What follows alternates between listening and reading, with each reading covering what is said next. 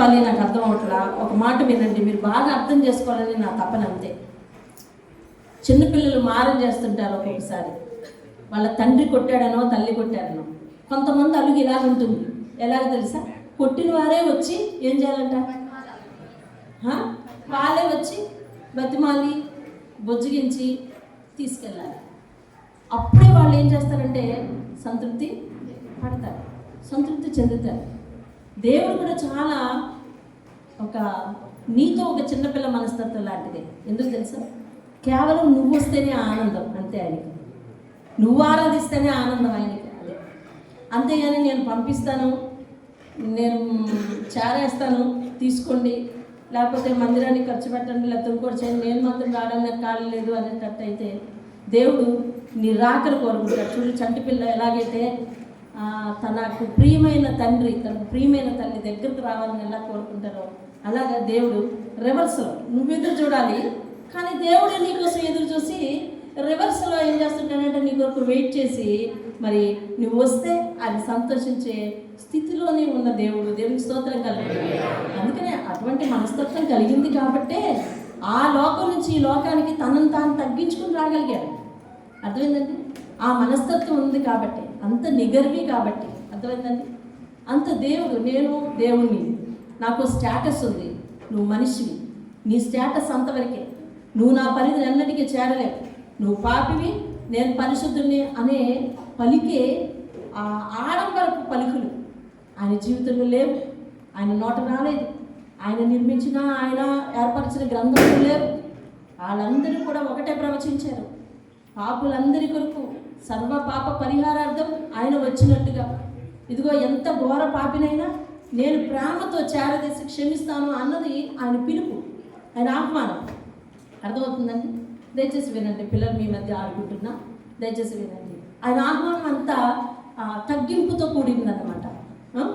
నేనే నా చిత్తానుసారంగానే, నువ్వేం తప్పు చేసినా, ఏ విధమైన అవిధేయత ఉన్నా, నేనే నా చిత్తానుసారంగా నీ పాపములు కొట్టివేస్తాను, నీకు నాకు మధ్య ఏ పాపం అడ్డు రాదు అని తనంతలో తానే ఒక వాగ్దానము, ఒప్పందము చేసి మనిషిని ఒప్పించి తన దగ్గరకు చేర్చుకుని పరలోక భాగ్యం ఇచ్చిన ఒకే ఒక దేవుని మనం చరిత్రలో చూడగలము. మన స్థాయికి దిగిపోయిన వాడు. అందుకే దేవుని స్తోత్రం కలగాలి. హల్లెలూయా. ఎందుకింత ప్రేమ, ఎందుకింత తగ్గింపు? ఒక మాటలో చెప్పాలంటే, ఈ లోకపు భాషలో చెప్పాలంటే, ఎందుకంత దిగజారిన తనము? ఎందుకో తెలుసా? కన్న బిడ్డల దగ్గర తండ్రికి తల్లికి అహం ఉండదండి. నేను నాన్నని, నేను తల్లిని, నువ్వు నా మాట వినాలి, చచ్చినట్టు నా మాట వింటే విను, లేకపోతే లేదు అనే అహం ఏ తండ్రికి, ఏ తల్లికి, నిజమైన తల్లికి, నిజమైన తండ్రికి ఉండదు. అవసరమైతే నాన్న నేనే సారీ అంటాడు నాన్న. అవును కదా? ఎప్పుడైనా పిల్లలు, మీ పేరెంట్స్ అలా అన్నారా? ఎప్పుడైనా మీతో అన్నారా? నేనే సారీ, నాదే తప్పు, సరే నాదే తప్పు, నేనే సారీ అంటాడు. అలాగే దేవుడు నేనే సరే, నీ తప్పులన్నీ నేనే భరిస్తాను, నేను భరిస్తాను. సరే నువ్వు పాపం చేయలేదు, నీ పాపం అంతా నేను భరిస్తాను. సరే నువ్వు పాపివి కాదు, నీ పాపం అంతా నేను భరిస్తాను అని నిజమైన తండ్రి ప్రేమ చూపించిన దేవుణ్ణి నీవు చరిత్రలో ఎక్కడా చూడలేవు. ఆయన నీ స్థాయికి దిగిపోయిన వాడు. ఎందుకనంటే నిజముగా ఆయన చేతులతో నిన్ను చేశాడు కాబట్టి, నిన్ను బ్రతిమాలి, నిన్ను పరలోకపు దారి పట్టించి, నరకము నుండి తప్పించి, నిత్య సంతోషాన్ని నీకు ఇవ్వగలగాలి అనే ఒక కుతూహలత, ఆతృత, నరకానికి ఎక్కడ చేరిపోతావో నువ్వు భరించలేవు, యుగములో ఆ నరక యాతన అనే ఒక వేదన ఎవరికి ఉంటుందండి? నిజమైన తండ్రికి మాత్రమే ఉంటుంది. ఈరోజు నువ్వు దేవుని ప్రేమను అర్థం చేసుకోవాలండి. ఈరోజు క్రైస్తవులే కానీ, క్రైస్తవేతరులే కానీ, ఎవరైనా కానీ దేవుని ప్రేమను కేవలం అర్థం చేసుకోలేకనే ఇదొక వేరే మార్గము, వేరే మతం అని అనుకుంటున్నారు తప్ప, ఇది కేవలం దేవుడు, నువ్వు అవతారం అనుకున్నా, లేకపోతే మరి రూపం అనుకున్నా, కేవలం దేవుడు మనిషి స్థాయికి దిగిపోయి తాను చేసిన సృష్టిని బ్రతిమాలి పాపము నుండి విముక్తి చేసి పరలోకమునకు నడిపించిన ఏకైక అవతారమనే అను. నీ స్తోత్రం, దేవుని స్తోత్రం. హల్లెలూయా. ఆయనకు ఈ లోకంలో చాలా మందికి చాలా తేడా ఉంది. ఎంతోమంది వారి పేరు పిలిపించుకొని దేవుళ్ళు అనిపించుకున్నారు. ఎంతోమంది మహానుభావులు ఉన్నారు. వారు ఎంతోమందికి మేలు చేశారు. ఎంతోమంది హృదయాలలో వారు కూడా ఉన్నారు. కానీ ఎంతమంది హృదయాలను దోచుకున్నా, ప్రపంచమందరి హృదయాలను ఏకంగా దోచుకున్న ఒకే సూపర్ న్యాచురల్ హీరో అతడే ప్రభువైన యేసుక్రీస్తు. హల్లెలూయా. నేను చిన్న ప్రార్థన చేసి మరి వాక్యం పరిశుద్ధమైన మాట వింటున్న వాక్యాలు పరిశుద్ధాత్మ మీరు బోధించి మమ్మల్ని ముందుకు నడిపించు. యేసు నామములో అడిగి వేడుకుంటున్నాను. దేవుని స్తోత్రం కలుగును. హల్లెలూయా. ఎంతోమంది మహానుభావులు, వారికి ఎన్నో పేర్లు. వారందరూ ఎంతో కాలం వారే దేవుళ్ళుగా, వారే సూపర్ న్యాచురల్ హీరోస్గా, వారి కాలంలో వారి ప్రాంతంలో వారికి దీటైన మరొకరు లేనట్టుగా బ్రతికారు. కానీ ప్రభువైన యేసుక్రీస్తు జననమే కానీ, ఆయన మనుగడే కానీ, ఆయన చెప్పిన బోధే కానీ, ఆయన నిర్ణయించిన నియమమే కానీ, ఆయన ఏర్పరిచిన గమ్యమే కానీ అన్నిటికీ అందరికీ విభిన్నమైనది. దేవునికి స్తోత్రం. హల్లెలూయా. మాట వినండి. ఈయన జననానికి కొన్ని వందల సంవత్సరాల క్రితమే మహానుభావులకు, దేవుళ్ళు అని పిలిపించుకున్న వారికి, ప్రభు అయిన యేసుక్రీస్తుకి తేడా వినండి. లోకమందరినీ ఒక తక్కెల్లో వేసి యేసుక్రీస్తుని ఒక తక్కెల్లో వేసిన సరితూగా లేనటువంటి అసమానమైన మహోన్నతమైన రూపము, త్యాగము, గుణగణము, వ్యక్తిత్వము అన్నీ ఆయనవి. దేవునికి స్తోత్రం కలుగును. హల్లెలూయా.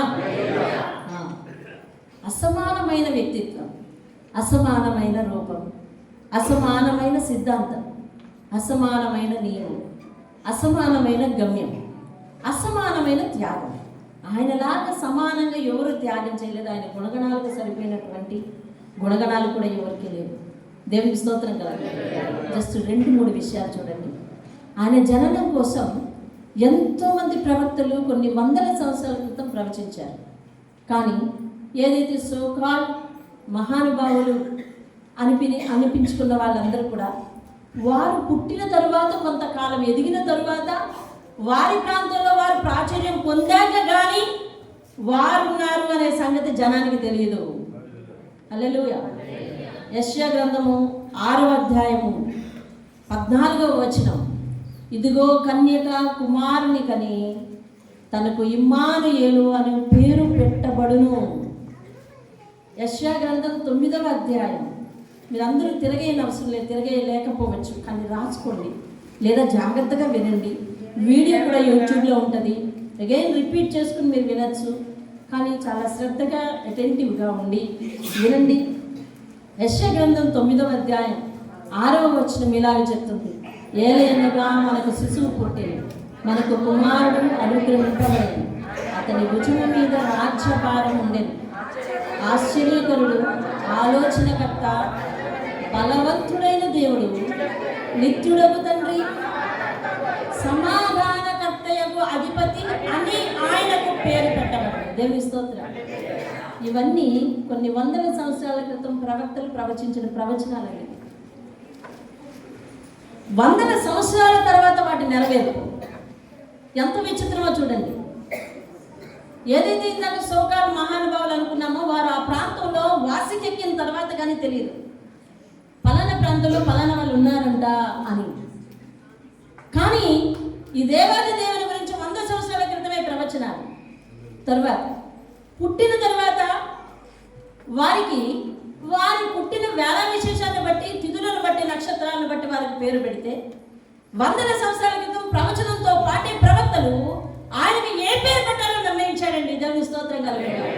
అరే పుట్టే బిడ్డ, మగబిడ్డ, ఆడబిడ్డ అని తెలియని పరిస్థితుల్లో ఆలు ఉంటే పుట్టబోయే బిడ్డ మగబిడ్డని, కన్యమరియ గర్భాన పుడతాడని, అతడు దేవుడు మనకు తోడై ఉన్నాడు అనే అర్థం వచ్చేటట్టు పెట్టాలని, ఆయన ఆలోచనకర్తని, ఆయన ఆశ్చర్యకరుడని, అందరికీ సమాధానము చేకూర్చేవాడని, బలవంతుడగు దేవుడు అని, పాపభారం మోసే, రాజ్యభారం మోసే ఒక దేవాది దేవుడని అతడికి పేరు పెట్టాలి అని చెప్పి ఉయ్యాలలో వేసినప్పుడు కాదు నిర్ణయించుదా.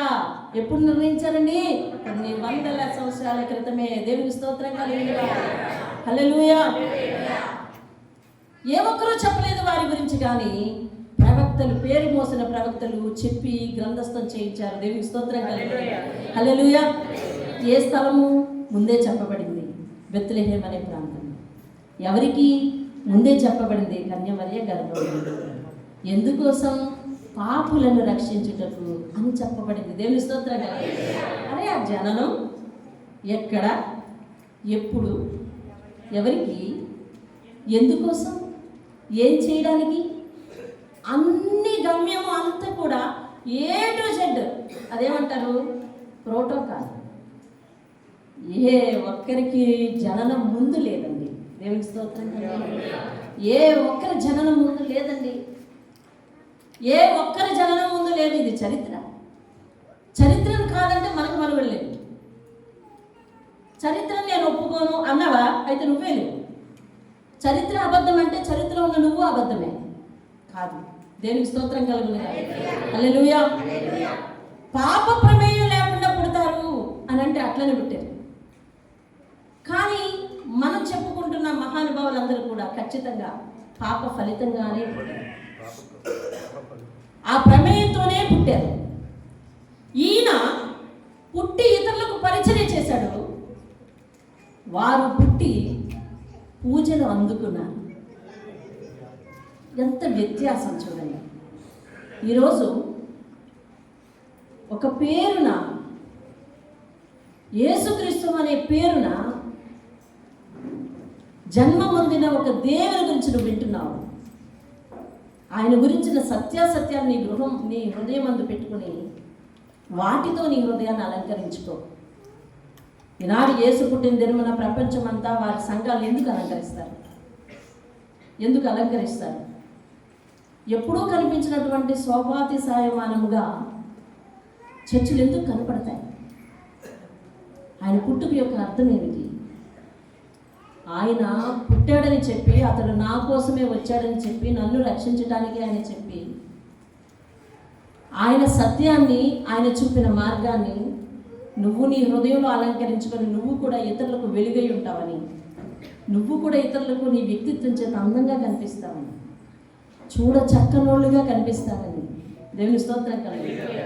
కానీ దీనికి విభిన్నంగా మనం ఏం చేస్తున్నామంటే, ఆ రోజు కొత్త బట్టలతో మెరుస్తున్నాం, కొత్తగా కనిపిస్తున్నాం, కొత్తగా ఆ రోజు వస్తున్నాం.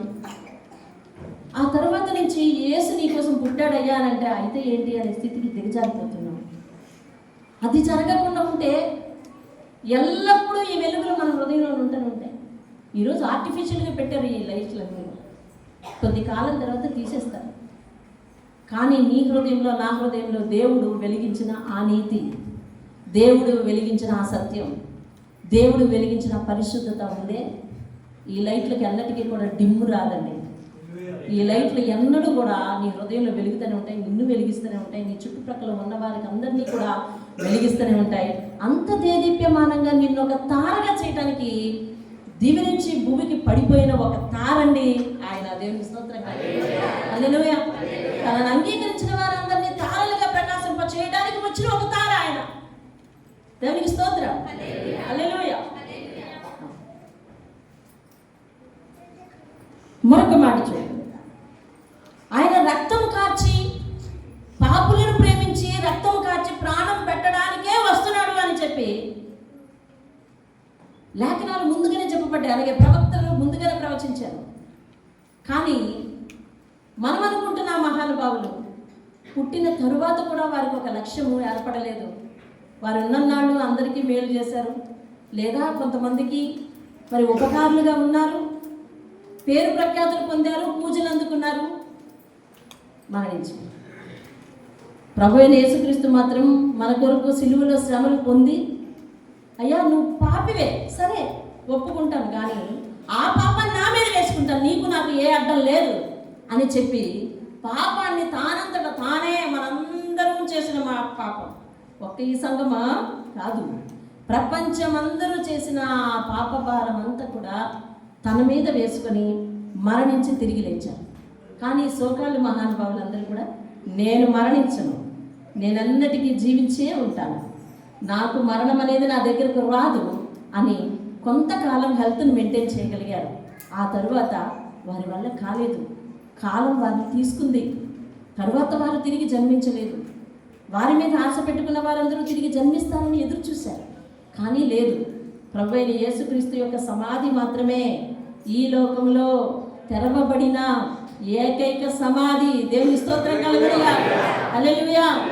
అరే, ఏ మానవుని పుట్టుక జరగక ముందే ఆయన ఎలా చనిపోతాడు, ఎందుకు చనిపోతాడు? ఎవరి విషయంలో చరిత్రలో అంతకు ముందు చెప్పబడలేదు, క్రీస్తు వచ్చిన తర్వాత చెప్పబడదు ఇంకా. దేవుని స్తోత్రం కలుగును. అలాగే ఆయన వలె శక పురుషుడు యుగ పురుషుడు ఎవ్వరు అవ్వలేదండి. ఆయన శక పురుషుడు అయ్యాడు. దేవుని స్తోత్రం కలుగును. చదువుకున్న వారందరికీ తెలుస్తుంది. ఈరోజు మన ఆధార్ కార్డు పోతే మనకు ఆధారమే లేదు, అవును కదా? లేదా ఉందా? ఉంది. ఆధార్ కార్డు పోయిందనుకోండి, ఇంకా నాకు ఆధారం లేదా? ఏం మాట్లాడుతున్నారు మీరంతా? ఉందా? నేను మళ్ళీ ఆధార్ సెంటర్కి వెళ్ళి ఏం చెప్పాలండి? నెంబర్ తెచ్చుకోవాలా? నంబర్ ఎలా వస్తుంది? ఎలా వస్తుంది ఆ నెంబర్ వల్ల? నా డేట్ ఆఫ్ బర్త్ చెప్పాలి. నా డేట్ ఆఫ్ బర్త్, నా పేరు చెప్తే అప్పుడు నా ఓల్డ్ ఆధార్ కార్డు నెంబర్ నాకు జనరేట్ అయ్యి వస్తుంది. Is it true? అవునా కదా? చెప్పండి. నేను అన్నిటికీ ఆధారమైన ఆధార్ కార్డును పోగొట్టుకున్నాను, కానీ దాన్ని మళ్ళీ తిరిగి తెచ్చుకోవాలంటే నాకున్న ఏకైక ఆధారం నా జనన తేదీ, నా పుట్టిన తేదీ. అవునా? ఈ పుట్టిన తేదీలు లెక్కించటం ఎలాగ లెక్కిస్తున్నాను చూడండి. 1, 2, 3 నుంచి లెక్కించాను. ఇది ఎప్పుడు జరిగింది అని అంటే, ఈ లోక చరిత్రలో ప్రభువైన యేసుక్రీస్తు జన్మించిన నాడు జనాభా సంఖ్యలు రాయటం అనేది ప్రప్రథమంగా మొదలు పెట్టబడి, అక్కడి నుంచి సంవత్సరాలు 1, 2 అని లెక్క పెట్టబడి, అంతకుముందు రివర్స్లో లెక్క పెట్టే ఆ పరిస్థితులన్నీ కూడా మూసివేయబడి 1 నుంచి 2 నుంచి లెక్క పెట్టబడి, ఆ రోజు నుంచి ఈ రోజు వరకు అలాగే క్రమంగా వస్తూ ఉన్నాయి. అలాగే నువ్వు రాస్తున్నావు, అలాగే మన క్యాలెండర్ రూపొందించబడింది. క్రీస్తు అబద్ధమైతే క్యాలెండర్ అబద్ధం, క్యాలెండర్ అబద్ధమైతే నీ పుట్టిన తేదీ అబద్ధం, నీ పుట్టిన తేదీ అబద్ధమైతే ఆధారే అబద్ధం. ఆయన శకపురుషుడు. శకాన్ని అనగా కాలాన్ని 2గా చీల్చినవాడు. దేవునికి స్తోత్రాలు. క్రీస్తు పూర్వం వేరు, క్రీస్తు శకం వేరు. క్రీస్తు శకంలో ఏం జరిగింది? క్రీస్తు పూర్వం ఏమి లేదు. క్రీస్తు పూర్వం ఏమి లేదు అని అంటే మానవాళి పాపానికి విరుగుడు లేదు. క్రీస్తు పుట్టిన తర్వాత ఏం జరిగింది అని అంటే మానవాళి పాపానికి విరుగుడు వచ్చింది. దేవుని స్తోత్రం. వాక్యాధారంగా చూద్దాం. దానియేలు గ్రంథం. ఈరోజు దేవుడు ఒక విభిన్నమైన వర్తమానంతో మనతో మాట్లాడుతున్నాడు. ఈరోజు లోకమంతా ఎక్కడ, ఏ ప్రాంతంలో, ఎలాగా, ఎందుకు అక్కడికి వెళ్ళవలసి వచ్చింది, ఇది తీయాలి. నోట్లో పెట్టుకుంటారు చిన్నపిల్లలు, తీసేయండి వచ్చి. ఇవన్నీ మాట్లాడుతుంటే నిజంగా క్రీస్తు పూర్వం ఏం లేదు, క్రీస్తు శకం ఎందుకు వచ్చింది, ఆ కాలాన్ని చీల్చగల అధికారం యేసుకెలా వచ్చింది అనే విషయాన్ని ఈరోజు దేవుడు నా ముందు నీ ముందు ఉంచబోతున్నాడు. దేవుని స్తోత్రం కలగాలి. హల్లెలూయా. వినండి. దానియేలు గ్రంథం 9వ అధ్యాయం 24వ వచనం. తిరుగుబాటును మాన్పుటకును, పాపమును నివారణ చేయుటకును, దోషము నిమిత్తము ప్రాయశ్చిత్తము చేయుటకును, యుగాంతము వరకు ఉండునట్టి నీతిని స్థాపించుటకు. చాలండి. దేవుని స్తోత్రం. ఈయన ఒక ప్రవక్త. ఆయన జననం గురించి ప్రవచించిన ప్రవక్తలలో దానియేలు ఒక ప్రవక్త. ఈయన ప్రవచించాడండి, సూటిగా ప్రవచించాడు. ఆయన డ్యూటీ ఏంటో ప్రవచించాడు. యెషయా ప్రవచించాడు ఏమని అంటే ఆయన జనన విధం ఎలాగా, ఆయనకి పేరేం పేరు పెడతారని ప్రవచిస్తే, మీకా ప్రవక్త ప్రవచించాడు ఏమని తెలుసా? ఏ ప్రాంతంలో పుడతాడు,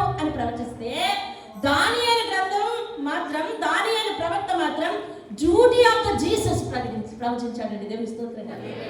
దేవుని యొక్క ఉద్యోగం ఏంటి? ఏం చేయడానికి వచ్చారు? కర్తవ్యం ఏమిటి? ఏంటి ఆయన ఎజెండా? ఎజెండా అంటే మీకు తెలుస్తుందేమో బాగా. ఎజెండా ఏమిటి? ఎజెండా అంటే ఆ ప్రోగ్రాంలో చేయవలసిన పనులు. A purpose of the life, duty of the life, కర్తవ్యం. ఆయన కర్తవ్యాన్ని ప్రవచించాడు దానియేలు భక్తుడు. దేవునికి స్తోత్రం కలిగాడు. ఆయన స్పష్టంగా చెప్పాడు. ఏమన్నా తెలుసా? తిరుగుబాటు మానుకుంటాడు. తిరుగుబాటు మానుకుంటాడు. మానవుడు ఆది నుంచి దేవుని మీద తిరుగుబాటు చేస్తూనే వచ్చాడు. దేవుని సంకల్పం ఏమిటంటే దేవునికి ఒక స్నేహితుడిగా ఉండగలందుకు దేవుడు మానవుడిని తన రూపంలో చేసుకున్నాడు. మీరందరూ చెప్పండి, నేను దేవుని రూపంలో ఉన్నాను అన్న వాళ్ళు ఎవరైనా ఉంటే ఉన్నారా? మీరందరూ డౌట్ ఏంటి? శివ, నేను దేవుని పోలికలో ఉన్నాను. రైట్, మనం దేవుని పోలికలో ఉన్నాము. రైట్, మనందరం దేవుని పోలికలో ఉన్నాము. అసలు దేవుని యొక్క ఉద్దేశం ఏంటో తెలుసా? ఆయన అన్నిటికంటే ముందు వాక్యం ప్రాధాన్యం చాలా జాగ్రత్తగా విందా. అన్నిటికంటే ముందు జంతువులను చేశాడు. అవును కదా? అందులో ఏ ఒక్కటి ఆయన తీసుకోలేదు. తాను స్నేహం చేయడానికి వీలుగా తనలో పూజ చేసుకున్నాడు. ఆయన అల్టిమేట్ లక్ష్యం ఏమిటంటే మానవుడు నేను పక్కనే జీవించాను. అలాగే కొనసాగింది కొంతకాలం. కానీ మానవునికి అధిక తెలివితేటలు ఎక్కువయ్యి తానేదో దేవుడు నా దగ్గర ఏదో దాస్తున్నాడని అది ఇన్వెస్టిగేషన్ చేయడం మొదలెట్టాడు. మొదటి నుంచి మానవుని యొక్క బ్రెయిన్ పరిశోధన చేస్తూనే ఉంది. దేనికి విరుద్ధంగా? దేవునికి విరుద్ధంగా. అది ఆ పాయింట్ మర్చిపోకూడదు మనం. మొదటి నుంచి మానవుడు పరిశోధన చేయగల, పరీక్షించగల బ్రెయినే. ప్రాక్టికల్ మైండ్ అంటారు దీన్ని. ప్రాక్టికల్ మైండే. కానీ ఆ ప్రాక్టికల్స్ అన్నీ దేవునికి విరుద్ధంగానే. ఇంకేం దాచాడు దేవుడు? ఇంకా లోకంలో ఇంకేం సుఖం ఉంది? ఇంకా లోకంలో ఇంకేమీ మాధుర్యం ఉంది? ఈ వయసులో ఇంకా నేను అనుభవించకుండా ఏమైనా ఉన్నాయా? ఇంకా సంపాదించవలసిన దారులు ఇట్లాంటివి అంతా కూడా క్రిటికల్, కాంప్లికేటెడ్, ఏమండి టెస్టింగ్, ప్రాక్టికల్ మైండ్ అనమాట అతనిది. సరే, దేవునికి విరుద్ధంగా పాపం చేశాడు, దేవుని మాట వినలేదు, అంతే. ఇవన్నీ మీకు తెలుసు. కానీ ఈరోజు దేవుడు తన డ్యూటీ మాట్లాడుతున్నాడు. ఈరోజు క్రిస్మస్ సందర్భంగా నిజంగా నేను ఇలాంటి వర్తమానం వింటానని నేను అనుకోలేదు. రాత్రి 3 గంటల వరకు దేవుడు దానియేలు ప్రవచనాన్ని నా కళ్ళ ముందు ఉంచుతున్నాడు. Duty of the mind, duty of the life. దేవుని యొక్క డ్యూటీ ఏమిటి? కర్తవ్యం ఏమిటి? దేవుని మీద తిరగబడుతున్న మనిషిని తిరుగుబాటు తత్వం మాన్పటానికి ప్రభువైన యేసుక్రీస్తు లోకంలోకి వచ్చును అన్నమాట దానియేలు ప్రవచించాడు. దేవుని స్తోత్రం కలుగుతుంది. హల్లెలూయా. తర్వాత దేనికంటండి? ఏమండి? పాపమును నివారణ చేయుటకు. పాపమును రూపుమాపుటకు అని లేదు. పాపమును రూపుమాపుటకే దేవుడు మొదటి ప్రణాళిక. కానీ మానవుడు పాపము తీసుకొచ్చి పెట్టాడు. అయితే నమ్మిన వారికి రక్షణ, నమ్మకపోతే శిక్ష. తప్పు. నమ్మి బాప్తిస్మం పొందాలి, లేకపోతే నమ్మి విశ్వసించాలి, వారికి రక్షణ అనే దాని ప్రకారం ఎవరైతే ఆయన నామాన్ని అంగీకరిస్తారో వారు పాపము జోలికి వెళ్లకుండా నివారించబడతారు. దేవుని స్తోత్రం. హల్లెలూయా. ఒక వ్యాధి వచ్చేసింది, కరోనా వచ్చేసిన తర్వాత ఏంటి అనుకున్నారు? ఏది బెటర్ అనుకున్నారు? నివారణ బెటర్ కదా. నివారణ బెటర్. మనకు రాకుండా చూసుకోవడం బెటర్. వచ్చిన తర్వాత బాగు చేసుకోవడం కాదు, రాకుండా చూసుకోవడం. దేవుని స్తోత్రం కదా. కాబట్టి ఒక ఇంటిలో ఒకరికి రాకుండా ఉంటే మొత్తం అందరికీ కూడా రాకుండా ప్రొటెక్ట్ చేసుకున్నారు. ఒక ఇంట్లో ఒకరికి వచ్చేస్తే అందరికీ వచ్చేసింది అది. కాబట్టి రాకుండా నివారణ చేసుకోవడం. పాపమును నివారణ అంటే ఇంకా పాపం ఎగబాకకుండా ప్రొటెక్ట్ చేయడానికి వచ్చాడండి. దేవుని స్తోత్రం కదా. హల్లెలూయా. పాపం అప్పటికి లోకంలో ఉంది. కాబట్టి ఎవరైతే క్రీస్తుని అంగీకరిస్తారో పాపాన్ని ఇంక బ్రేక్ చేయడానికి, నివారణ చేయడానికి, వారిని పరిశుద్ధులుగా తీర్చిదిద్దడానికి. మరి ఎందుకంటే అపవాది అంతమొందుతుంది కానీ పాపం అంతమొందదు. కాబట్టి దేవుడు ఈ లోకమునకు వచ్చెను. దేవుని స్తోత్రం కలగ. హల్లెలూయా. మరొకటి దోషము నిమిత్తము ప్రాయశ్చిత్తం చేయడానికి. ప్రాయశ్చిత్తం అంటే రీపే, తిరిగి కట్టాలి అండి. ప్రాయశ్చిత్తం చేయటం అని అంటే అర్థం ఏంటో తెలుసా? తిరిగి బదులు ఇవ్వాలి, తిరిగి కట్టాలి. ఇంకేమంటారు దాన్ని? జరిమానా కట్టాలి. ప్రాయశ్చిత్తం అనగా దానికి బదులు, పాపానికి బదులు, శిక్షకు బదులు ఇవ్వాలి. అది ఇచ్చుటకు వచ్చేటట్టండి. దేవుని స్తోత్రం కలగండి. హల్లెలూయా. ఇందాక అనుకున్నట్టుగా ఏ అవతారాలే కానీ, ఏ మహానుభావులే కానీ పాపి కోసం ఇంత ప్రణాళికగా, పాపిని ప్రేమించి ఇంత ఒద్దికగా, పాపి కోసమే పాపిని ప్రేమించి తన స్థాయికి దిగి పాపిని హత్తుకుని నిన్ను పాపం నుంచి విడిపించుకో, నువ్వు పక్కనుండు, నేను శిక్షణ పొందుతాను అని ప్రేమించిన దేవుడు ఎక్కడా లేడండి. దేవుని స్తోత్రం. హల్లెలూయా. వారు పాపులను ప్రేమించలేకపోయారు. అక్కడుండి అన్నారు అంతే. నీకు నాకు చాలా గిరి ఉంది అన్నారు. ఆ గిరిలో వాళ్ళు ఉండిపోయారు, వీళ్ళని ఉంచారు. కానీ దేవుడు గిరులను చెరిపి, అదవుతుందండి, హద్దులను చెరిపి పాపి ఉన్న చోటకే ఈయన వెళ్ళాడు. పాపులను రక్షించుటకే ఆయన వచ్చును అన్నమాట. పూర్ణ అంగీకారం అంగునట్లుగా అందరి హృదయాలను ముద్రించాడండి. దేవుని స్తోత్రం. హల్లెలూయా. కింద చదివితే ఒక మాట ఉంటుంది. ఏంటంటే యుగాంతము వరకు ఉండునట్టు నీతి. ఆయన స్థాపించిన నీతి యుగాంతం వరకు ఉంది. ఏమిటా నీతి తెలుసా? ఏమిటా నీతి అంటే పరిశుద్ధుని యొక్క రక్తాన్ని ఎవరైతే అంగీకరిస్తారో వారందరూ నీతిమంతులు. అంతే, నీతి స్థాపన జరిగిపోయింది. దేవుని స్తోత్రం. ఈరోజు ఘోరమైన పాపులు ఉన్నారు. బైబిల్లో రాయబడింది ఒక ఘోరమైన పాపి కోసం. సౌలు అతడి పేరు. కానీ అలాంటి క్రూరమైన, నీచమైన ప్రవృత్తి కలిగిన వాడు యేసును అంగీకరించిన తర్వాత నీతి స్థాపన చేసుకున్నాడు హృదయంలో. దేవుని స్తోత్రం కలుగుతాడు. ఆ నీతి స్థాపన ఎక్కడి వరకు పెట్టుకున్నాడు తెలుసా? యుగాంతం వరకు. దేవుని స్తోత్రం కలుగుతాడు. హల్లెలూయా. ప్రభువైన యేసుక్రీస్తుని అంగీకరిస్తే ఒకరోజు నీతి నీ హృదయంలోనికి వచ్చి రెండో రోజు నీ గుడ్ బై చెప్పి వెళ్ళదండి. గమనించు. ప్రభువైన యేసుక్రీస్తుని నువ్వు అంగీకరిస్తే పరిశుద్ధుని నీ హృదయంలోనికి వచ్చి రెండో రోజు గుడ్ బై చెప్పి వెళ్ళదు. ప్రభువైన యేసుక్రీస్తుని నువ్వు హృదయమార అంగీకరిస్తే నీతి నీ హృదయంలోనికి వచ్చి, యథార్థను నీ హృదయంలోనికి వచ్చి గుడ్ బై చెప్పి వెళ్ళదు. యుగాంతం వరకు ఉండునట్టు నీతి స్థాపన. ఆయన యొక్క చేతి కింద నువ్వు ఉన్నట్లయితే యుగాంతం వరకు నిన్ను నీతిమంతుడిగానే ఉంచుతాడు. నువ్వు అవకతవకలు అటు ఇటు దేవుని దగ్గర ఊగిసలాడుతున్నావు అని అంటే దేవుని చేతిలోంచి నిన్ను అపవాది లాక్కుంటున్నాడని గమనించు. దేవుని స్తోత్రం. హల్లెలూయా. దేవుని చేతిలో నుంచి అపవాది నిన్ను లాక్కుంటున్నాడని గమనించు. చూడండి, మా మనవరాలని ఎత్తుకునేటప్పుడు చాలామంది చర్చిలో వాళ్ళు వచ్చి అంటారు, రా నేను ఎత్తుకుంటాను, నా దగ్గరికి నేను తీసుకుపోతాను రా అంటారు. అంటే ఆ అమ్మాయి నా చెయ్యి విడవదు. ఇప్పుడు అందరి దగ్గరికి వెళ్తుంది. ఇది కొద్ది కాలం క్రితం సిచ్యువేషన్. అవునా? సంఘులు అందరికీ తెలుసు. అవును కదా? ఆ సమయంలోనే నా చీర గట్టిగా పట్టేసుకోవడం, నా చెయ్యి గట్టిగా పట్టేసుకోవడం. ఏమండి? చెయ్యి విడవకుండా ఒడిలో ఉంటే, ఎక్కడ ఉంటే కనుక గట్టిగా హత్తుకోవటం. చెయ్యి వాళ్ళు వెనక్కి రాలుతుంటే చెయ్యి ఇస్తుంది, ఇక మొహం బాడీ అంతా కూడా ఇటైపు హత్తుకుంటుంది. దేవుణ్ణి హత్తుకుంటుంది నీ మీద. ఒకసారి అపవాది ట్రైన్ వేస్తాడు. కానీ దేవుడు స్థాపించిన నీతి యుగాంతం వరకు ఉంటుంది. నీ విశ్వాసం అటు ఇటు సడలిపోవటానికి వీల్లేదు. ఒకవేళ సడలుతుంది అంటే అపవాది నిన్ను దేవుని దగ్గర ఉంచడం ఇష్టం లేక లాగుతున్నాడు. నేను నా తండ్రి దగ్గర ఉంటానని ఒక మాట చెప్పు చాలు. ఆ పిల్ల చెప్పింది కదా, మాటలు రాని పిల్ల చెప్పలేదా అమ్మా? మాటలు రాని పిల్ల చెప్పలేదా? రోజు చూసే మీరే, రోజు కనిపించే మీరే. కానీ నేను రాను, నాకు ఇష్టం లేదని చెప్పలేదా? తన ఇంగితాలతో మీరు అర్థం చేసుకోలేదా? తన సైగలతో, తన లక్షణాలతో మీరు అర్థం చేసుకోలేదా? నేను మీ దగ్గరికి రాను, నాకు ఇష్టం లేదని అర్థం చేసుకోలేదా? మాటలు వచ్చిన మీరు అపవాదికి చెప్పలేరా?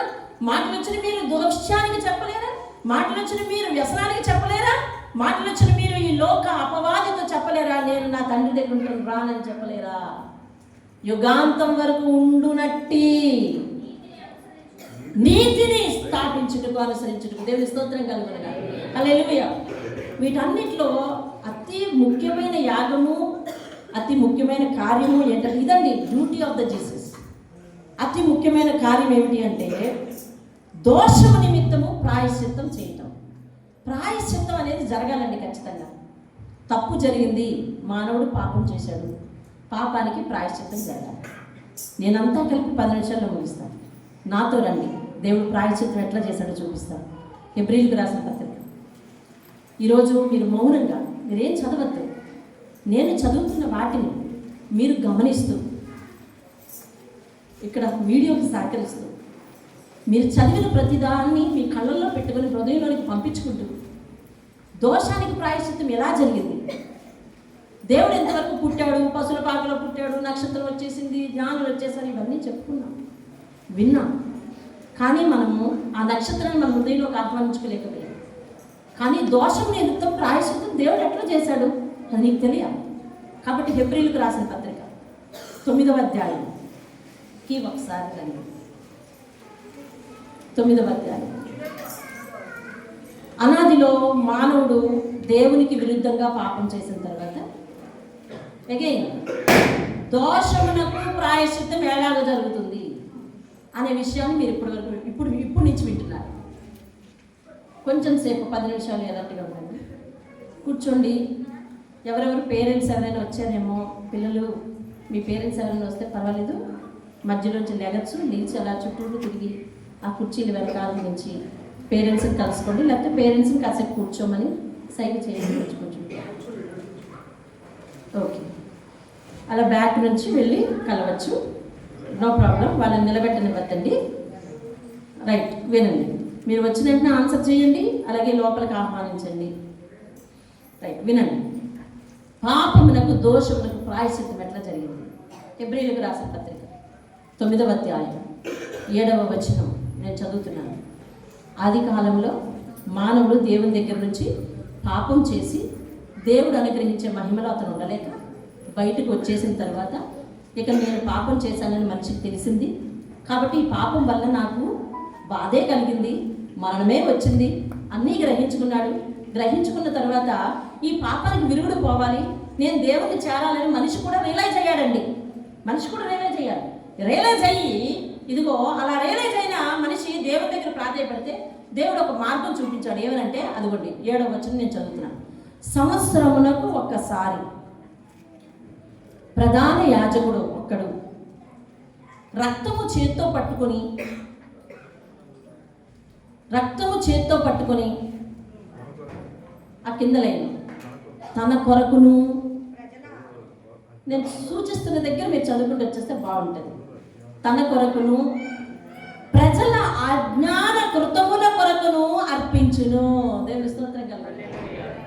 మానవుడు అయ్యా నిజంగానే నేను దగ్గర తప్పు చేశాను, పాపం చేశాను, దీనికి విరుగుడు ఇవ్వాలయ్యా అని మనిషి ప్రాధాన్యపడినప్పుడు దేవుడు ఒక మాట నిశ్చయించాడు. ఏమనంటే అయితే మీ అందరి మీద నేను యాజకుడిని ఒక ఆయన పెడతాను.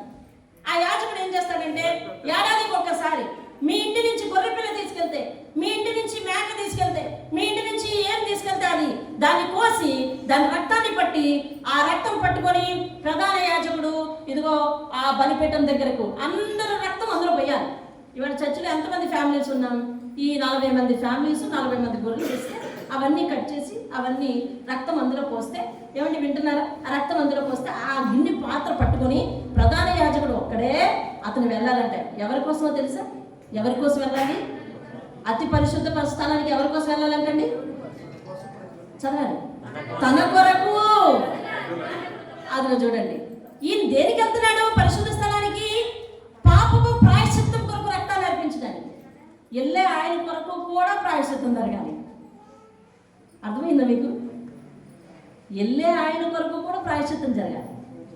అర్థమవుతుందా? అంటే యాజకుడు కూడా పాపే. యాజకుడు కూడా ఏమయ్యాడండి? పాపే. ఆజ్ఞాతిక్రమమైన వలన వచ్చిన పాపం యాజకుడి మీద కూడా ఉంది. ఇప్పుడు తన కొరకు, ప్రజలందరి కొరకు అతను దేవుడు ఎన్నుకున్నాడు కాబట్టి పట్టుకొని వెళ్తున్నాడు. అందులో 7 గొర్రెల రక్తం కూడా ఉంది. పట్టుకొని సంవత్సరానికి ఒక్కసారి వెళ్ళేవాడటండి. సంవత్సరానికి ఒక్కసారి.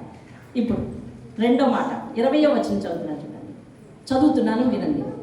మోషే ప్రతి ఆజ్ఞను ప్రజలతో చెప్పిన తర్వాత ఆయన నీళ్లతోనూ రక్తవర్ణం గల గొర్రెబొచ్చుతోనూ హిస్సోపుతోనూ ఈ కోడి యొక్క మేక యొక్క రక్తం తీసుకొని దేవుని మీ కొరకు విధించిన, ఏంటది? విధించిన. ఆ పదాన్ని మీరు పట్టుకోవాలి, గుర్తు పెట్టుకోవాలి. తర్వాత మళ్ళీ ఇదే పదం వస్తుంది. దేవుడు మీ కొరకు విధించిన నిబంధన రక్తం ఇదే అని చెప్పుకొని గ్రంథం మీద, దేని మీద అండి?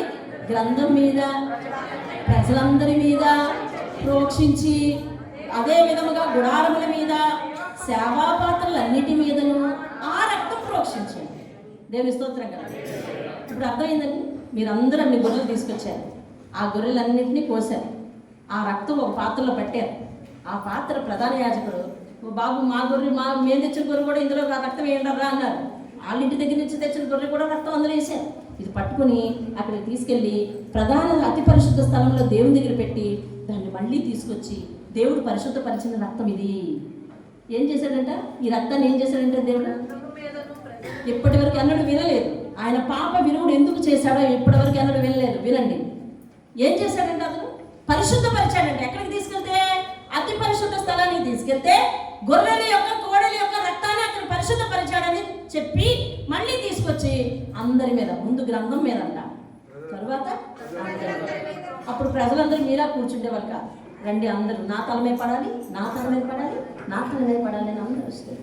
అందరికీ చిలకరించి అలాగే ఇవి ఇక్కడ సేవా పాత్రలు ఏమేమి ఉన్నాయో అన్నిటి మీద మైక్ సెట్ మీద, అన్నిటి మీద, సేవా పాత్రలు అన్నిటి మీద ప్రోక్షించారు. అమ్మాయి పాప ప్రాయశ్చిత్తం జరిగింది అన్నారు. అర్థమవుతుందండి? పాప ప్రాయశ్చిత్తము జరిగింది అన్నారు. 22వ వచనం చూడండి.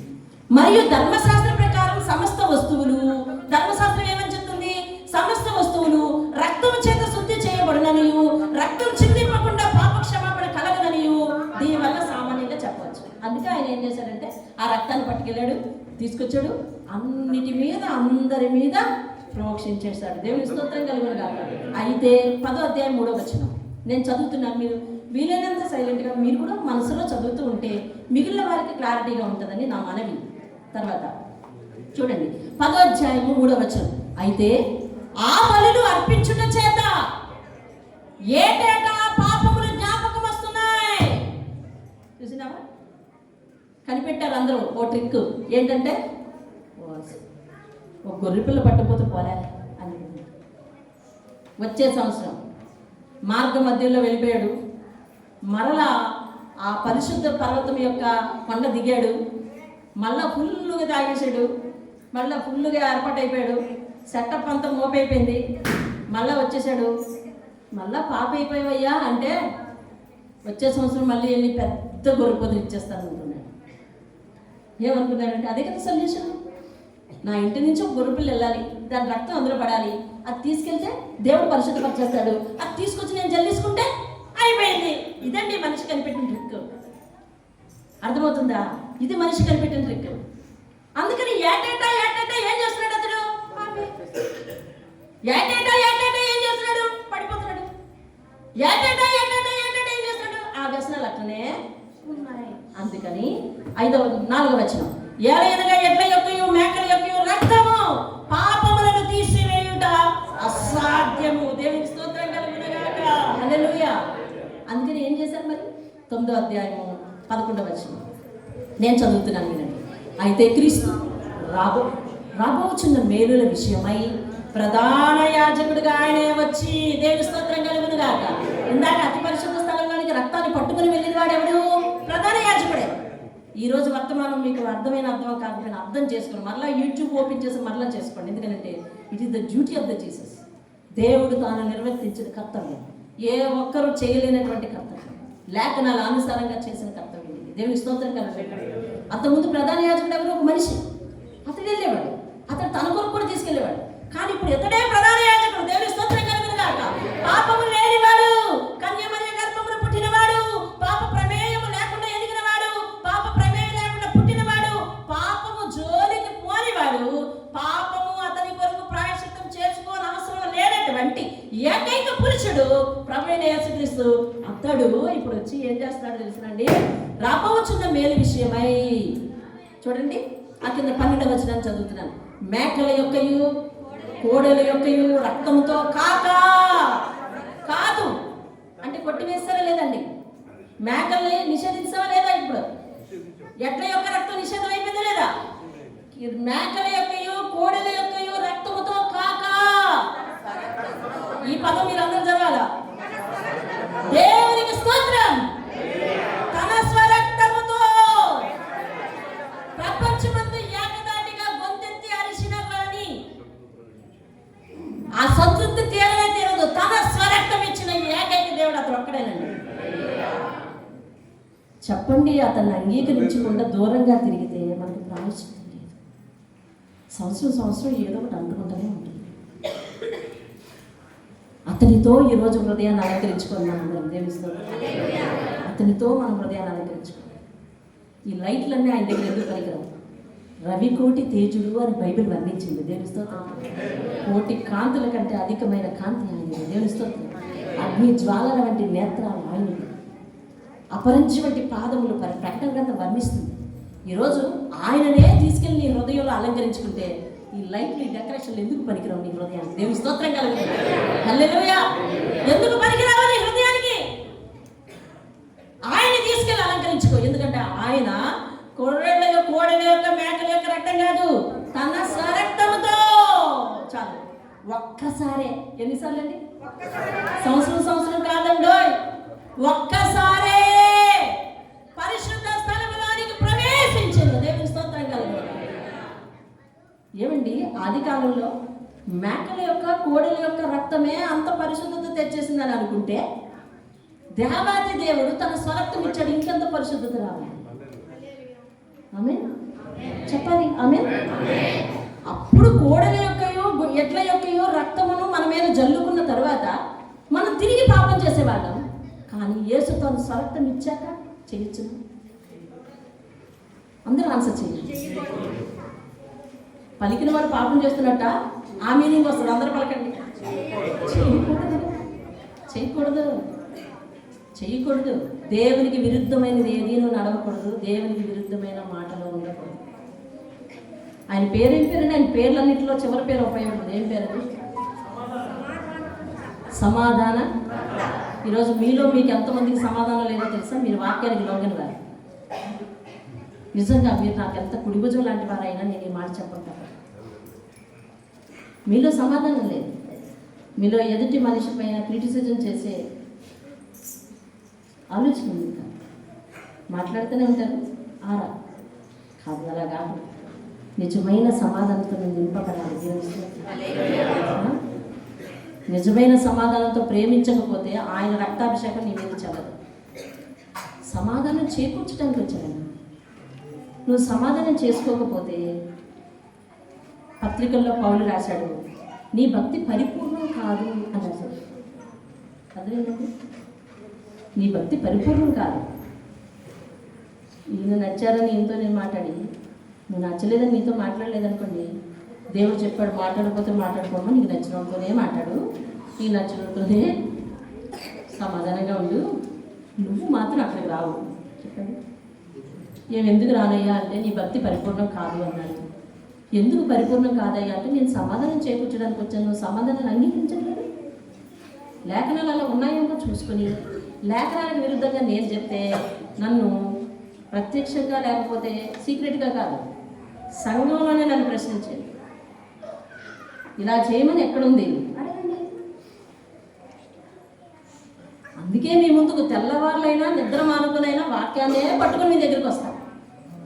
మనిషికి దేవుడు లేకపోతే, దేవుడి గుణగణాలు లేకపోతే ప్రాయశ్చిత్తం లేదు. ఆయన గుణలక్షణాలు నీలోనికి రాకపోతే ప్రాయశ్చిత్తం లేదు. ఆయన కొరకు నువ్వు కష్టపడకపోతే, నష్టపడకపోతే ఆయన ప్రాయశ్చిత్తం లేదు. అర్థమైందండి? ఇప్పుడు తన స్వరంతో పట్టుకొని ఏడాది ఒక్క మారే ఆయన ఒక్క ఆయనే వెళ్తున్నాడు. అదిగో చూడండి 14వ వచనం చెప్తున్నాడు, నిత్యుడగు. 11వ వచనం నేను చదువుతున్నాను, మీరు శైలిని వినేయండి. ఏలయనగా మేకల యొక్క ఎడ్ల యొక్క రక్తమును మైలుపడిన వాటి మీద ఆవు దూడ బూడిద చల్లుట శరీర శుద్ధి కలుగునట్లు వారిని పరిశుద్ధపరిస్తే, నిత్యుడగు ఆత్మ ద్వారా తన్ను తాను దేవునికి నిర్దోషిగా అర్పించుకొనిన క్రీస్తు యొక్క రక్తము నిర్జీవ క్రియలను విడిచి జీవం గల దేవుని సేవించుటకు మీ మనస్సాక్షిని ఎంతో ఎక్కువగా శుద్ధి చేస్తుందండి. దేవుని చెప్పండి, మీ అందరి మీద యేసు రక్తం పనిచేయట్లేదా? బాప్తిసం తీసుకున్న వారు మాత్రమే మాట్లాడితే సరిపోద్ది. మీ మీద యేసు రక్తం పనిచేస్తుందా? అయితే మీరు పాపంలోనికి ఎన్నడూ కూడా తిరిగిపోరు. అర్థమైందండి? పాపంలోనికి తిరిగిపోవడం అంటే పాపపు మరక కూడా మీ హృదయంలో ఉండకూడదు. అర్థమైందా? ఒక చిన్న ఉదాహరణ చెప్తాను. అది అందరిలో జరిగేది సామాన్యం.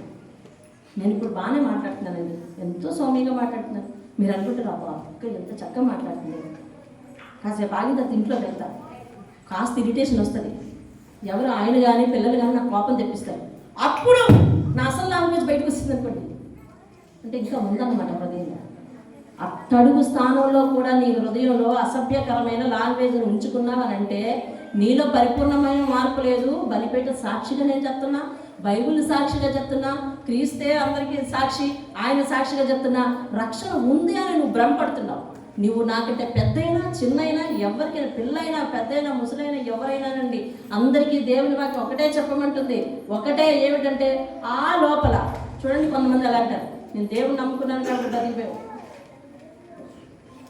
లేకపోతే ఎందుకంటే నేను దేవుడికి సమర్పించేసుకున్నాను, గొడవలు ఆడుకున్నాను కాబట్టి నేను బతికిపోయిన దానిగా నేను గొడవ ఆడితే ఇక్కడ ఉంటావేంటి అంటే అర్థం ఏంటంటే నేను స్టిల్ అని అర్థం.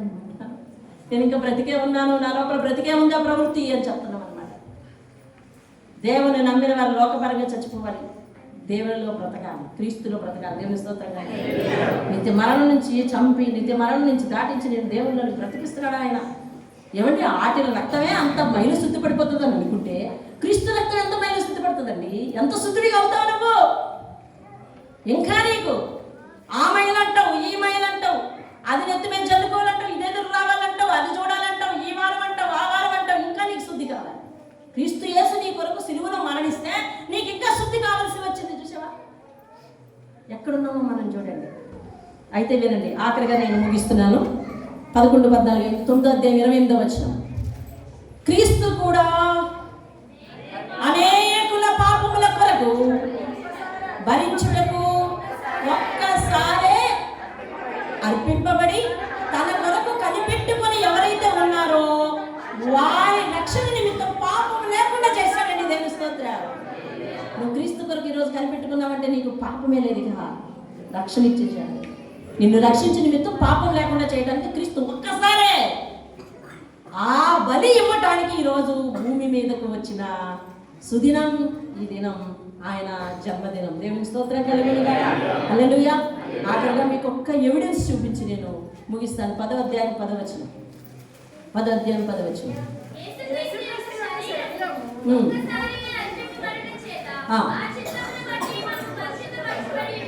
దేవుని స్తోత్రం కలుగునుగా. హల్లెలూయా. ఆ 8వ వచనం చూడండి, 10వ వచనం చూడండి, 2వ లైను. 10వ వచనం చూడండి. యేసుక్రీస్తు యొక్క శరీరం ఒక్కసారే అర్పింపబడుట చేత ఆ చిత్తమును బట్టి మనం పరిశుద్ధపరచబడి ఉన్నాం.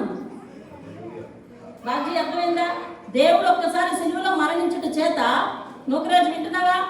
యేసుక్రీస్తు ఒక్కసారి సిలువలో మరణించుట చేత మనం పరిశుద్ధులు అయిపోయామంట. ఇప్పుడు చెప్పండి, నేను పరిశుద్ధురాలు అయిపోయి మళ్ళీ పాపం జోలికి నేను పోతే, మళ్ళీ పాపం జోలికి పోతే, ఒక గిన్నె శుభ్రంగా కడిగారు, శుభ్రంగా తోమారు, ఇప్పుడు ఇది పాలు పోయొచ్చు అని అంటా ఉన్నారు. సరే పాలు పోసాము, ఇంక ఇది పాలకే వాడండి అన్నారు. మళ్ళీ మరుసటి రోజు తీసుకెళ్ళి ఏ పేడో వేసాము అని అంటే అది పాలకుండా ఎట్ట అవుతుంది? మళ్ళా అవదు కదా, అవదు కదా. దేవుడు అదే ప్రశ్నిస్తున్నాడు. ఒక్కసారి క్రీస్తు తన కొరకు మరణించిన తర్వాత మనమందరం కూడా ఆయన రక్తం వల్ల ఏమైపోయి ఉంటుంది? పరిశుద్ధపరచబడిపోయాము. దేవుని స్తోత్రం కలిగినగా. 12వ వచనం. పాపముల నిమిత్తమై సదాకాలము నిలిచి మొక్కవలి. దేవుని స్తోత్రం. ఆయన మరణం ఎన్ని కాలాలన్నీ నిలుస్తుంది? ఆయన మరణం ఎన్ని కాలాలకు సరిపోయింది? చెప్పండి, ఎన్ని కాలాలకు సరిపోయింది? ఇంకా అజ్ఞానంలో ఉంటే మనం ఇంకా ఏమైనా మొక్కుకోవాలి. అయ్యా నీకు కోడిస్తానయ్యా, కోడికి వస్తానయ్యా ఇస్తే సేవకులకు ఇచ్చి శుభ్రంగా ఆయన మీరు కలిసి తినండి. అంతేగాని నీకు మొక్కుకున్నాయ్యా, నీ ఎదురుకుండా పోసెత్తానయ్యా దాన్ని అని అనద్దు. అర్థమవుతుందా? పాపముల నిమిత్తమే సదాకాలం నిలిచి ఒక్క బలి. దేవుని స్తోత్రం. 14వ వచనం. ఒక్క అర్పణ చేత, ఒక్క అర్పణ. ఏ అర్పణ అనేది? ప్రాణార్పణ. దేవుని స్తోత్రం కలిగిన ప్రాణ అర్పణ చేత ఈయన పరిశుద్ధపరచబడి వారిని సదాకాలమునకు సంపూర్ణంగా చేస్తున్నాడు. దేవుని స్తోత్రం. ఒక్కసారి నువ్వు పరిశుద్ధపరచబడితేనంట, ఎన్ని కాలాలకు నువ్వు పరిశుద్ధుడివి? దేవుడు అడాప్ట్ చేసుకున్నాడు. వినండి, ఒక అనాథ బిడ్డ ఉన్నాడు. ఇప్పుడు నేను అడాప్ట్ చేసుకుంటాను. ఇప్పుడు అతనికి ఇంటి పేరు ఏది వస్తుంది? మా ఇంటి పేరు కదా వస్తుంది. మాట్లాడరేమండి, అడాప్ట్ చేసుకున్నాను నేను. దస్తావేజుల ప్రమాణంగా అడాప్ట్ చేసేసుకున్నాను. ఇప్పుడు ఎవరి పేరు వస్తుంది? వస్తుంది కదా, నా ఇంటి పేరే వస్తుంది. క్రీస్తు ఒక్కసారి బలిచ్చి నిన్ను తన కుమారుడిగా అడాప్ట్ చేసుకున్న తర్వాత, పరిశుద్ధురాలివి పరిశుద్ధుడి అని పిలువబడిన తర్వాత నువ్వు మళ్ళీ పాప ఎట్టవుతావు? అయ్యావంటే అర్థం ఏంటి? నీ త్యాగం నాకు అవసరం లేదు బా అన్నట్టు కదా, నీ త్యాగంతో నాకు పని లేదు అన్నట్టు కదా, నువ్వు చస్తే నాకేంటని అన్నట్టు కదా, నీ త్యాగంతో నాకు పనే ఉంది, నా ఇష్టం వచ్చినట్టు జీవిస్తానని దేవుడికి ఎదురు తిరగడం కదా, తిరుగుబాటు మార్పడానికి కదా ఆయన వచ్చింది, పాపానికి ప్రాయశ్చిత్తం చేయడానికి కదా ఆయన వచ్చింది, యుగాంత వరకు నేను నీతిమంతులుగా నిలబెట్టడానికి కదా వచ్చింది. అయితే ఆయన జననం వ్యర్థమా, ప్రవచనం వ్యర్థమా, ఆయన ప్రవర్తన వ్యర్థమా, ఆయన గుణగణాలు వ్యర్థమా, ఆయన త్యాగం వ్యర్థమా? ఎవరి వల్ల? నా ఒక్క ప్రవర్తన వలన. జీవితం బ్రతికితే ఎంత ఉంటే ఎంత కదా. మనం ఎంత దేవుడికి వ్యతిరేకంగా నడుస్తున్నామో ఎన్ని క్రిస్మస్లు వెళ్ళిపోతున్నాయండి. దేవుడు ఈరోజు ఈ సంఘానికి, నా జీవితంలో నేను మొట్టమొదటి వర్తమానం పెట్టింది ఎన్ని క్రిస్మస్లు వెళ్ళిపోయి, అబ్బబ్బో ఎన్ని అలంకరణలు, ఎన్ని నీ కానుకలు, ఎన్ని జనవరి ఫస్టులు, ఎన్ని కొత్త క్యాలెండర్లు.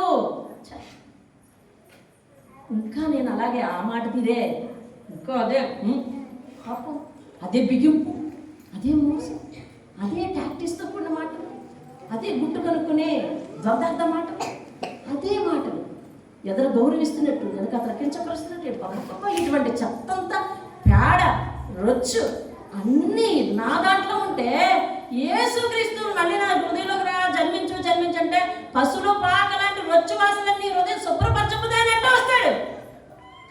అర్థం చేసుకో, పశువుల పాకలోకి ఎందుకు వచ్చాడంటే ఆ రొచ్చు వాసన తీసేయడానికి, అంతేగాని రొచ్చు వాసన ఓ పక్క ఉంటుంది, నేను ఓ పక్క ఉంటాను అని చెప్పలేదు ఆయన. ఇట్స్ ఇంపాసిబుల్ అలా చేయటం. మనిషి విధేయతకు మారిపోయినటువంటి, వినయానికి మారిపోయినటువంటి ఆయన ఒక చోట ఉండడం కష్టం. ఆహ్వానించుకొని అలంకరించుకుంటావో, జీవితాన్ని వెలిగించుకుంటావో, నీతిమంతుని బిడ్డగా, నీతిమంతుని కుమారునిగా కుమార్తెగా జీవిస్తావో, లేకపోతే నీ త్యాగం నాకొద్దు, నీ పేరు నాకొద్దు, నీ ప్రవచనాలు నాకొద్దు, నీ గ్రంథాలు నాకొద్దు, ఓపిక ఉన్నంత వరకు ఇట్టనే ఉంటాను, ఓపిక ఉన్నంత వరకు ఇలాగే నేను జీవిస్తాను అని అంటే ఇంకో 100 క్రిస్మస్ వరకు నువ్వు బతికే ఉంటే ఉండొచ్చు, కానీ నీకు మాత్రం పరలోక ప్రాప్తం రాదు. పరలోక ప్రాప్తం రాదు.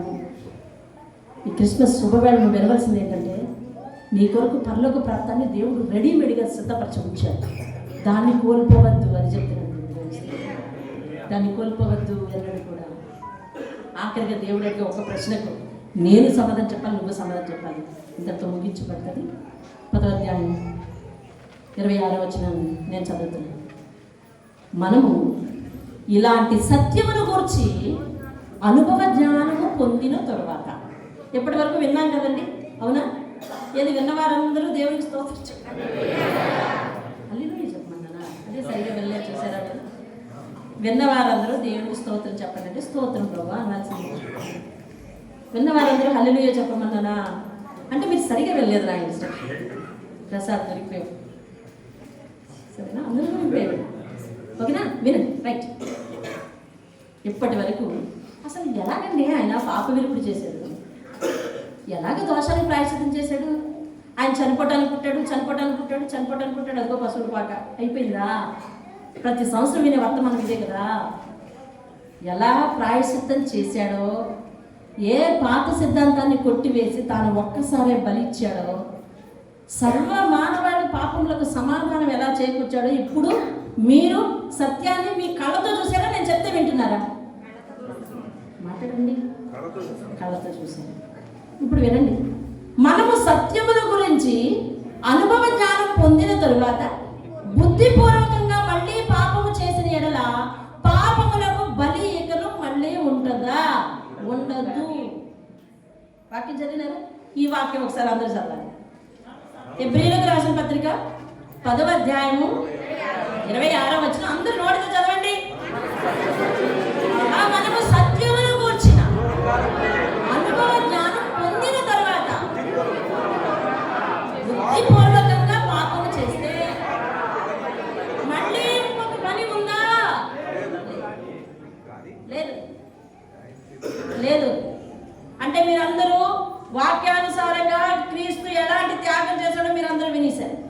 సత్యం వెల్లడైపోయింది. ఇక నాకు తెలియదని మీలో ఏ ఒక్కరు అనడానికి వెళ్ళలేదు. అర్థమవుతుందండి? ఏ ఒక్కరు నాకు తెలియదండి, నాకు తెలియక మళ్ళీ తాగుతున్నాను, నాకు తెలియక మళ్ళీ ఉంటున్నాను, నాకు తెలియక మా బుద్ధి ఇంకా పోలేదు, నాకు తెలియక అసలు నాకు పుట్టుకతో వచ్చిన బుద్ధేనండి ఇది, ఇంకా నేను ఇట్లానే ఉంటాను అని అన్నవా? అది కుదరదండి. సత్యం వివరించిన అనుభవం నీ ముందు పెట్టేశాను. ఒక మనిషిగా నా ముందు దేవుడు పెట్టాడు, నేను కూడా ఆన్సరబుల్. నువ్వు నీ ముందు నేను పెట్టాను, మీరందరూ ఆన్సరబుల్. ఇంకొక బలి ఉందా? అయితే 28 ఎవడైనను మోషే ధర్మశాస్త్రం 29 ఇట్లుండగా దేవుని కుమారుని పాదములతో తొక్కి తాను పరిశుద్ధపరచబడుటకు సాధనమైన నిబంధన రక్తమును అపవిత్రమైనదిగా ఎంచి కృపకు మూలముకు ఆత్మను తిరస్కరించిన వాడు ఎంత ఎక్కువైన దండనకు పాత్రుడవుతాడు చెప్పు అంటాడు. అర్థమైందండి? దీనికంటే పైన ఒక వాక్యం ఉంది, దాన్ని నేను చదువుతాను లేదండి.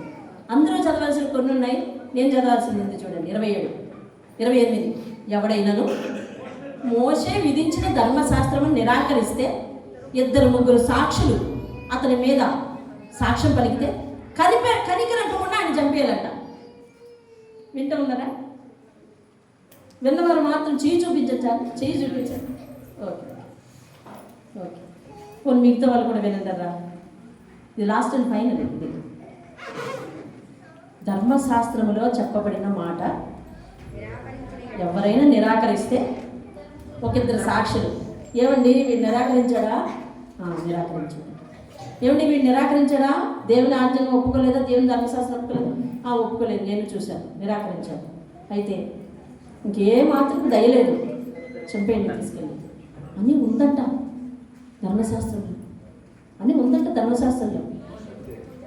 అయితే ఆ ధర్మశాస్త్రాన్ని మీరితే అలాంటి ఘోరమైన మరణమైన శిక్ష అని అంటే ఏమండి? మరి నీ అవిధేయత చేత, నీ గుణగణాల చేత దేవుని త్యాగాన్ని పాదాలతో తొక్కేస్తున్నామంటే మనం చూసారా? ఎంత నెపము రాశాడు అక్కడగా. మీ కళ్ళతో మీరు చూడండి, నేను లేనిది చెప్తాననేమో చూడండి. నేను మీ అందరినీ చేతులు తెందుకు బతిమనుకున్నాను తెలుసా? వాక్యాన్ని అంగీకరించండి, మనిషిని కాదు. మనిషి వాళ్ళు నచ్చదంటే లేకపోతే నచ్చదు, కానీ వాక్యాన్ని అంగీకరించండి. వాక్యాన్ని నచ్చకపోతే, వాక్యం నచ్చినట్టుగా చేసుకోకపోతే మీరు మోసపోతారు.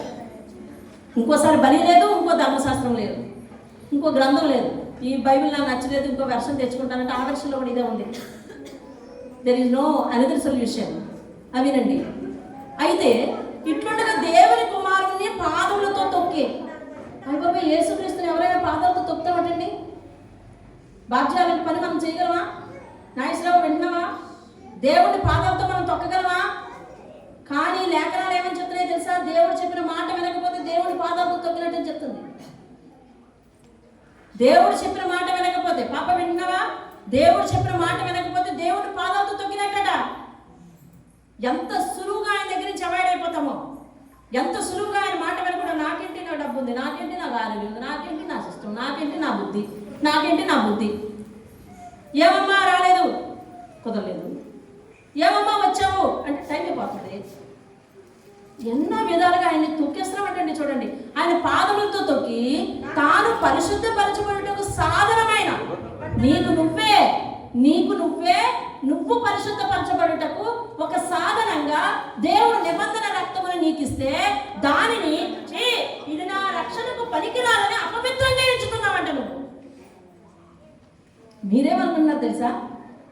ఒక ఆయన నన్ను అడుగుతుంటాడు. ఆయన నాకు బావ వరుస అవుతారు, కానీ పెద్ద వయసు కాబట్టి నేను నాన్నని పిలుస్తా, ఆయన నన్ను అమ్మాయిని పిలుస్తాడు.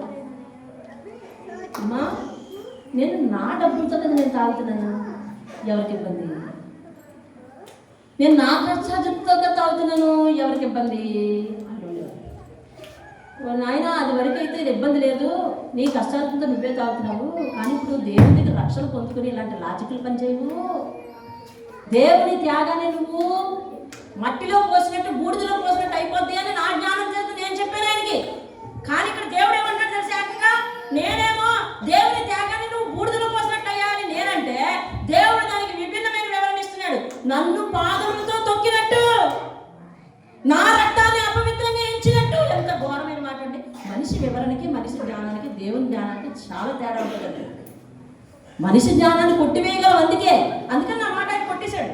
నేనేమన్నానంటే, నాయన నువ్వు రక్షణ పొందావు, నువ్వు బాప్తిసం తీసుకున్నావు, ఈ భాగ్యం అంతా నువ్వు బూడిదలు పోసినట్టు అయిపోద్ది నాన్న, అలా చేయకూడదు నువ్వు అని చెప్పాను. ఆయనకి ఎక్కలేదు. కానీ దేవుడు ఏం చెప్తున్నాడు, నాకు వ్యతిరేకంగా నడిస్తే ఏంటంటమ్మా, నన్ను పాదాలతో తొక్కినట్టు, ఇంకా నువ్వు పరిశుద్ధపరచబడడానికి నేను రక్తాన్ని కాలిస్తే దాన్ని నువ్వు అపవిత్రంగా ఎంచుతున్నావు. కాబట్టి మరి మనలాంటి వాళ్ళకు ఇంకెంత ఎక్కువైన దండన ఉంటుంది చూడండి. బాప్తిసం తీసుకుని ఇంకా నేను లోకాన్ని అనుసరించడం వల్ల దేవుడు నా శిక్షణ కొట్టేస్తానంటే ఇదేంటి దండం ఉందని బైబిల్ చెప్తుంది. సత్యం ఇది. ఆ శిక్షను తప్పించుటకే ప్రభువైన యేసుక్రీస్తు ఈ లోకమునకు వచ్చెను. దేవుని స్తోత్రం కలుగుగా.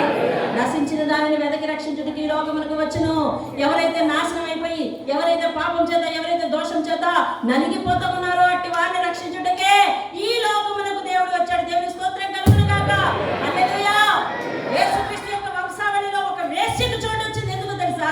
వేశ్య వినింది, మారింది. ఇక మారిన దగ్గర నుంచి మళ్ళీ జోలికి పోలేదండి.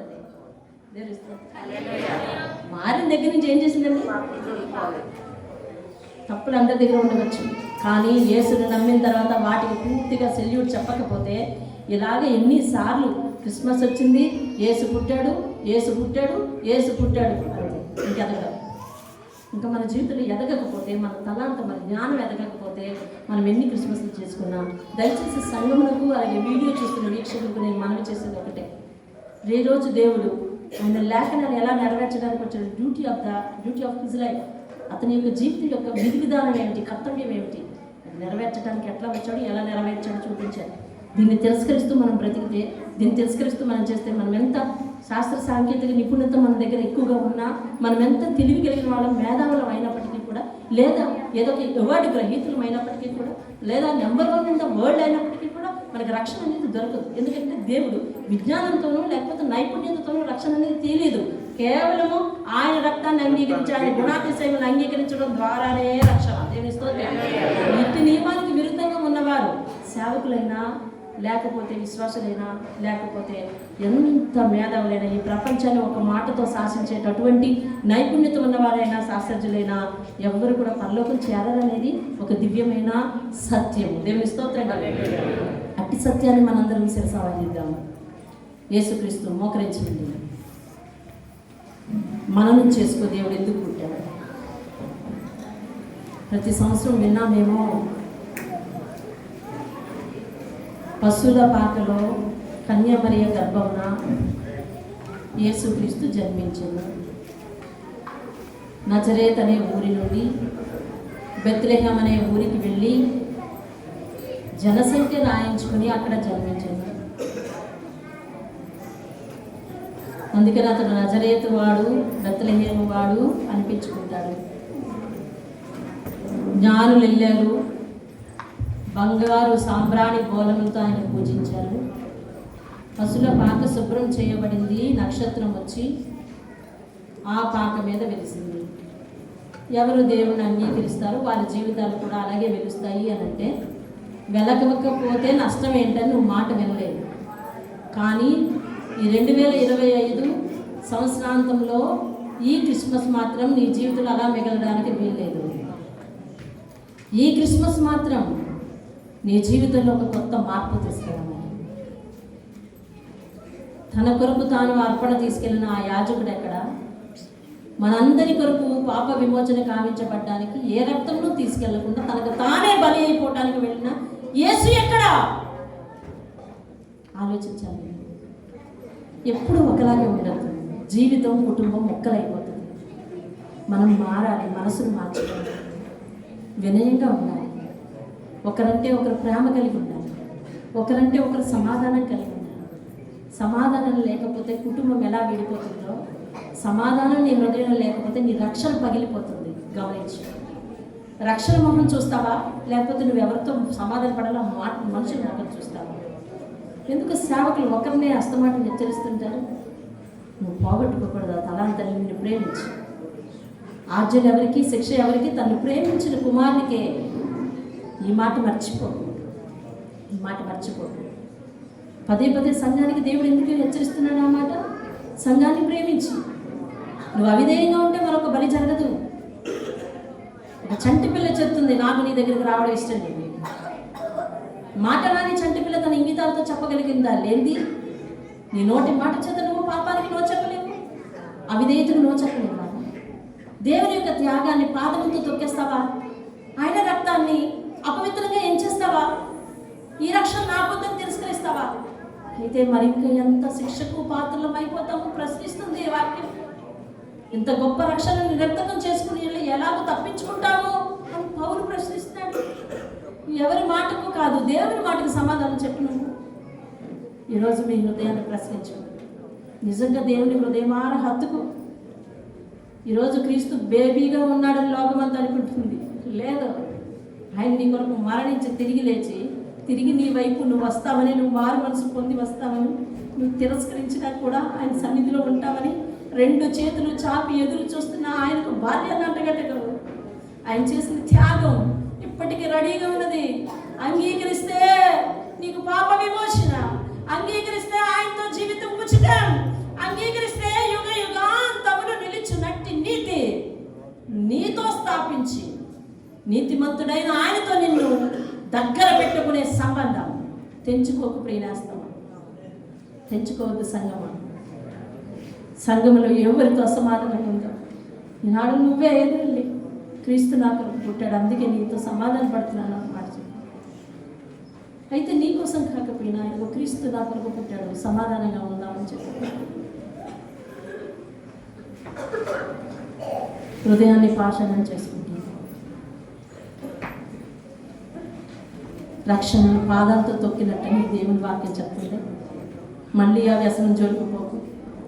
2026 క్యాలెండర్ కొత్తది వస్తుంది. కొత్తగా నువ్వు చూస్తావు. ఎలాగో దేవుడు కొత్త సంవత్సరం నీకు ఇచ్చినప్పుడు కొత్తగా నీ ముఖాన్ని ఆయన చూడాలి. కొత్తగా సిద్ధపడు, నూతన తీర్మానాలతో సిద్ధపడు. అయ్యా నూతన క్షమాపణతో సిద్ధపడు. అయ్యా క్షమించిన, ఇంక ఇప్పుడు అంత చేయను. అయ్య బాబు నా ఇష్టానుసారంగా జీవిస్తున్నాను అనుకునేదే తప్ప నిన్ను నీ రక్షణ పాదాలతో తొక్కి అపవిత్రం చేస్తున్నాను అనుకోలేదు. అంత ఘోరమైన పాపం నాకు వద్దయ్యా. నా కోసం మరి ఎవరు సిలువ ఎక్కరు, ఇంకా నువ్వే కాదంటే అది అవ్వదు అని ప్రాయశ్చిత్తం. 1 నిమిషం నీ వ్యక్తిగత ప్రార్థన మనసులో. నేను నిశ్శబ్దం.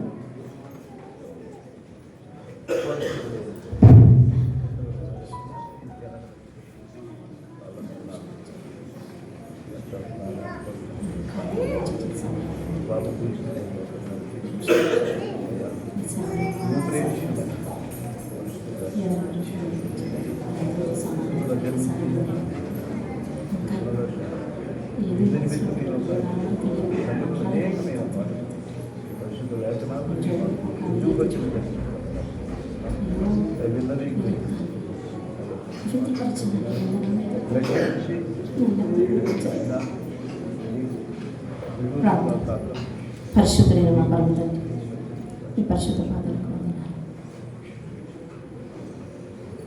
ఎంత గొప్ప సత్యం నాతో వెల్లడించాలి. నీ ప్రథమ కర్తవ్యం, ప్రధాన కర్తవ్యం, నువ్వు నిర్వర్తించిన కర్తవ్యం నిర్వర్తించి చరిత్రకు చూపించి పాపుల కొరకు మనిషి రూపంలో దేవుడు వచ్చి రక్షణను మనుషుల మధ్య సిద్ధం చేసి వెళ్ళాడన్న క్రియ, అది అనుసరణకు రప్పించి, వర్తమానంలోనికి రప్పించి, చరిత్రలోనికి నెట్టించి, ఎందరెందులో నాలాంటి పాపులయ్యా నిన్ను చూసి రక్షణ పొందేటట్టు సిద్ధపరిచి నువ్వు చేసిన త్యాగాన్ని శిరసు వచ్చి నీ వంటి దేవుణ్ణి కలిగి ఉండి అజ్ఞానంతో మళ్ళా నీ మీద తిరగబట్టమా, మళ్ళా నిన్ను తొక్కటమా, నీ రక్తాన్ని అపవిత్రం చేయటమా, నీకు విలువ లేకుండా నేను మాట్లాడటమా, నీకు విలువ లేని గుణగణాలు నేను కలిగి ఉండటమా, నీలాగే జీవించాలి. ఏదైతే నన్ను చేసుకున్నావో అలాగే నీతో ఉండే జీవితం అందరికీ ఇవ్వయ్యా. ఈరోజు వాక్యమైన ప్రతి ఒక్కరి హృదయము నీతో నేను పయనిస్తానయ్యా అనే సమర్పణ చేసుకోవడానికి సహాయం చేయాలి. నాకెంత కష్టమైన, లోకం ఎంత ఇష్టమైనా నాకు వద్దు, నువ్వే కావాలి, నీ త్యాగమే కావాలి, ధనాభిషేకం నా మీద ఉండాలి అని తీర్మానం చేసుకున్న ప్రతి ఒక్కరిని పేరు పేరున దీవించి ఆశీర్వదించి నామానికే మహిమ తెచ్చుకుంటున్నాను. రక్షణ భాగ్యం ఏ ఒక్కరు పోగొట్టుకుంటున్నాను. అయ్యా పరిశుద్ధురాలు 2 చేతులు చాపి ఎవరెవరి కోసమైతే ఎదురు చూస్తున్నావో వారందరినీ నీ హక్కును చేర్చుకుని నేను పాదములతో తొక్కిన అవిధేయత నేరము వారి మీద వర్తించకుండా నీ చిత్తానుసారముగా నీ మా పాపములని వీపు వెనక వేసేస్తానన్న వాగ్దానమును నెరవేర్చి మా కొరకు నిలబడి మమ్మల్ని హక్కును చేర్చుకోమని ఈ క్రిస్మస్ అందరి జీవితాల్లో కొత్త మార్పు తీసుకురావాలి. సహాయం చేయండి. వ్యూవర్స్ దృష్టిలో యూట్యూబ్లోనైనా ఎంతమంది అయితే వీక్షిస్తున్నారు వారందరూ అయ్యా తండ్రి ఒక విభిన్నమైన వర్తమానాన్ని విని వారు కూడా నిన్ను అంగీకరించి నీ దగ్గర తమ పాపములను తుడుచుకొని కడుగుకొని సిద్ధపడటానికి సహాయం చేయండి. యేసు పరిశుద్ధ నామములో కర్మ పాపినైన నన్ను నా కుటుంబాన్ని కూడా జ్ఞాపకం చేసుకుని నీ పని చేసే భాగ్యం మరింత ఇచ్చి అనేక వాక్య సత్యాలను వెల్లడి చేసి నడిపించమని యేసు నామములో అడిగి వేడుకుంటున్నాను పరమ తండ్రి. ఆమేన్ ఆమేన్ ఆమేన్ ఆమేన్.